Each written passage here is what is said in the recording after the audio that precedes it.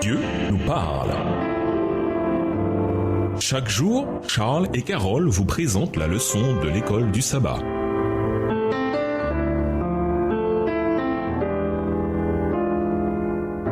Bienvenue dans votre émission Dieu nous parle. Nous voilà mercredi 11 janvier. Le Saint-Esprit glorifie Jésus-Christ. Le Saint-Esprit était actif au temps de l'Ancien Testament, bien qu'il ne semble pas que son œuvre était aussi importante qu'à l'époque du Nouveau Testament. Avec la venue de Jésus, le Messie promis, le ministère du Saint-Esprit s'est intensifié et il accorde désormais ses dons à tous les croyants.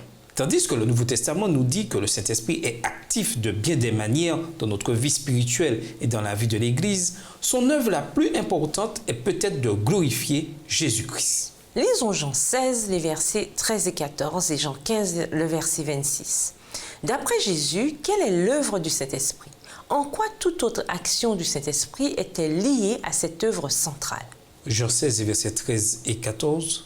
Quand le Consolateur sera venu, l'Esprit de vérité, il vous conduira dans toute la vérité, car il ne parlera pas de lui-même, mais il dira tout ce qu'il aura entendu, et il vous annoncera les choses à venir. Il me glorifiera parce qu'il prendra de ce qui est à moi, et vous l'annoncera. Jean 15, verset 26. Quand sera venu le Consolateur que je vous enverrai de la part du Père, l'Esprit de vérité qui vient du Père, il rendra témoignage de moi. Jésus nous dit que le Saint-Esprit ne parle pas de lui-même, mais de la part de Jésus.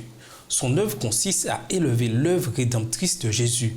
Il reste en arrière-plan et braque les projecteurs sur Jésus.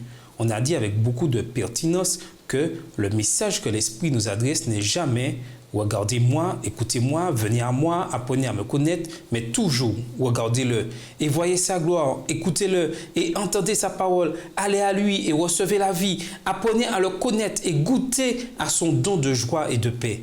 L'Esprit, pourrait-on dire, est le marieur, le courtier en os céleste, dont le rôle est de nous unir à Christ et de s'assurer que nous restons ensemble. Tout cela est de la plus haute importance. Si l'on met l'accent sur l'action du Saint-Esprit au détriment de la personne et de l'œuvre de Jésus-Christ, nos paroles et nos actes ne peuvent venir de l'Esprit.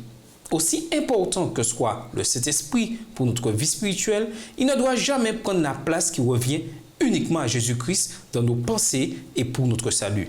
Là où Jésus est exalté, le Saint-Esprit est à l'œuvre. C'est pourquoi nous sommes appelés des chrétiens, c'est-à-dire des disciples de Christ, comparé avec Acte 11, verset 26, et non des demiens, c'est-à-dire des disciples de l'Esprit. Pourquoi est-il si important que nous élevions le Seigneur ressuscité dans tout ce que nous faisons? Après tout, pensez à ce que Jésus a fait pour nous. Nous lui devons tout. Comment montrer notre gratitude? Voir par exemple 2 Thessaloniciens 1, les versets 11 et 12. Et nous vous laissons cette question de réflexion. Comment utiliser nos dons individuels pour répandre l'Évangile? Au revoir. Et à demain si Dieu veut. Dieu nous parle.